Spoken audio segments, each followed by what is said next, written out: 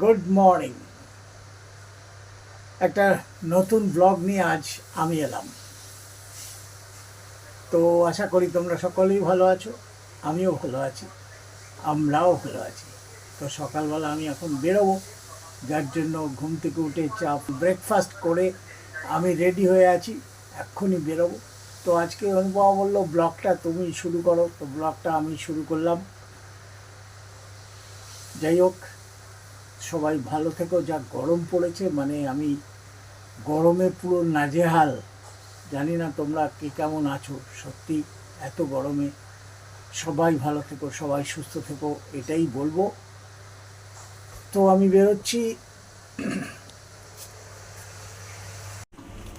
কত করে পনির? পনির আছে 90 টাকা, পনির আছে 80 টাকা, 200 গ্রাম।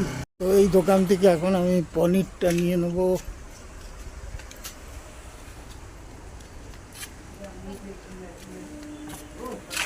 পনির দাও না। পনির এনে এখন এই যে কেটে সাইজ করে দিয়েছি, এখন রান্না বান্না করবে। তার কি করবে ওরাই ঠিক করুক। তো আমাকে আবার বেরোতে হবে, চলো তাহলে যাওয়া যাক।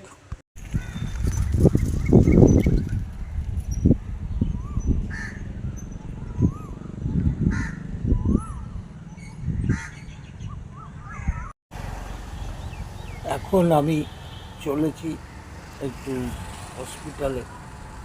তো যেতে যেতে এই রাস্তাটা পড়ে, প্রত্যেক দিনই যাই। সবুজে সবুজ চারিদিক, একদিকে ফ্ল্যাট, বেশ ভালো লাগে এই জায়গাটায় আসলে।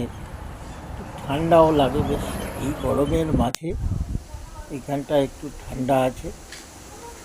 তো যাচ্ছি।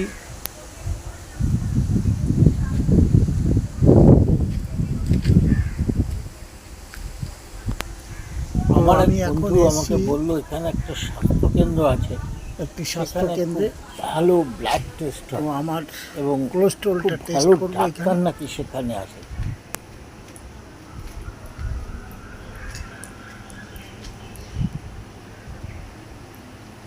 এখানে আবার ক্যামেরা করা বারণ, তো বাইরে থেকে তোমাদের দেখাচ্ছি।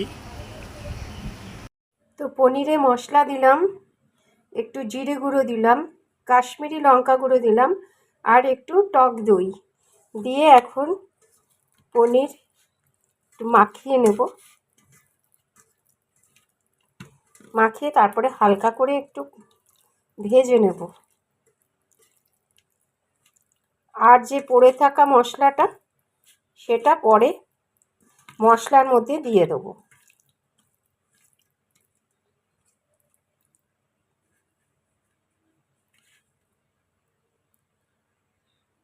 তো এখানে হালকা করে আমি ভেজে নিয়েছি, আলু একটু ভেজে নিয়েছিলাম। তো এখানে তেজপাতা, গোটা গরম মশলা ফোড়নে দিলাম।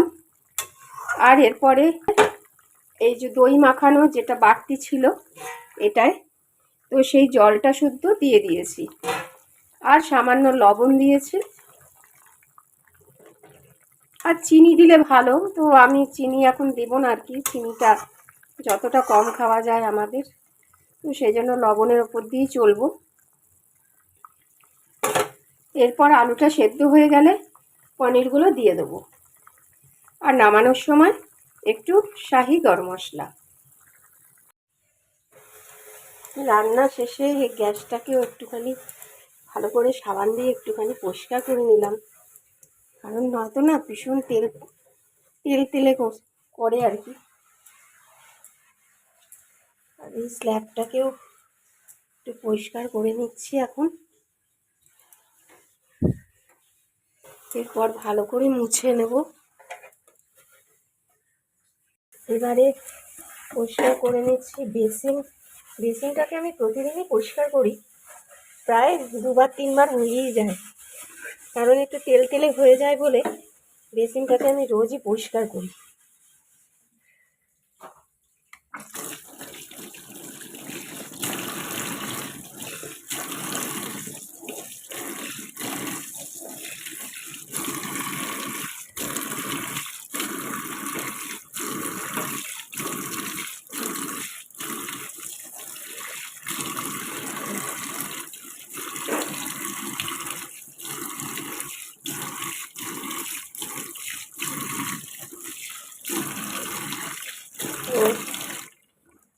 একদম পরিষ্কার হয়ে গেল একেবারে। দেখো এখানে সাবানে দিয়ে পড়ে রয়েছে।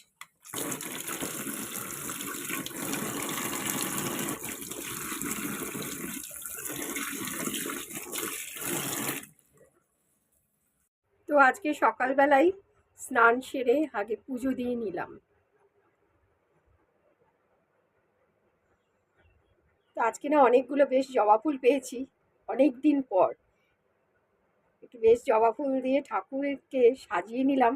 বেশ ভালো লাগছে জানো, আজকে সকাল সকাল অনেকদিন ধরেই জবা ফুল পাচ্ছিলাম না, আজকে ঠাকুর বোধহয় পাইয়েই দিল।